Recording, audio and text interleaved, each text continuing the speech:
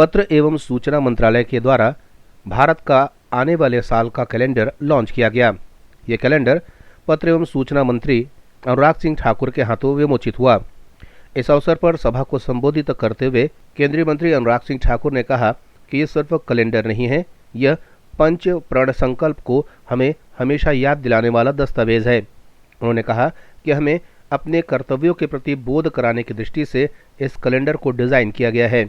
उन्होंने पिछले 2 सालों का हवाला देते हुए कहा कि कोरोना की वजह से पिछले 2 सालों तक डिजिटल कैलेंडर ही लॉन्च हुए हैं और अब इस बार जब ये कैलेंडर आया है तो नई रचनात्मक प्रस्तुतियों के साथ इसे लॉन्च किया गया है। उन्होंने कहा कि हमें पंच प्रण को हमेशा याद रखना चाहिए, जिसमें हमें भारत को विकसित करने, साथ ही साथ गुलाम मानसिकता से बाहर आने और एकता और एकजुटता के साथ मिलकर काम करने जैसे विषयों पर गंभीरता से सोचते हुए सामाजिक विकास की दिशा में काम करना चाहिए।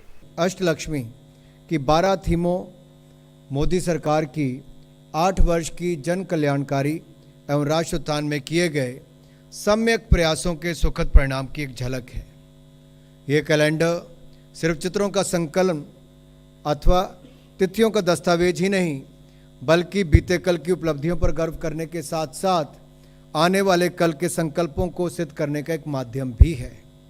क्योंकि हम जब इसे दीवार पर टंगा देखेंगे, यह हमें हमारे कर्तव्यों का बोध कराता रहेगा। आदरणीय प्रधानमंत्री जी ने इसी वर्ष स्वतंत्रता दिवस के अवसर पर लाल किले की प्राचीर से अमृतकाल की जब बात की कि अगले 25 वर्षों में हमें देश को किन ऊंचाइयों पर लेकर जाना है, तो पंच प्रण का संकल्प करने के लिए भी कहा।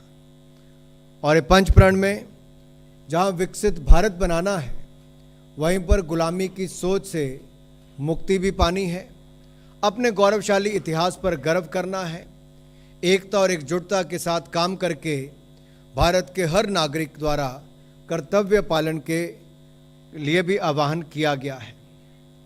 तो ये कैलेंडर न केवल तारीखों, छुट्टियों और बाकी जानकारी देगा, बल्कि हमें हमारी उपलब्धियों को भी दर्शाएगा और भविष्य का भारत विकसित भारत बने, उसके लिए हमें पंच प्रण का याद भी बार बार करवाएगा।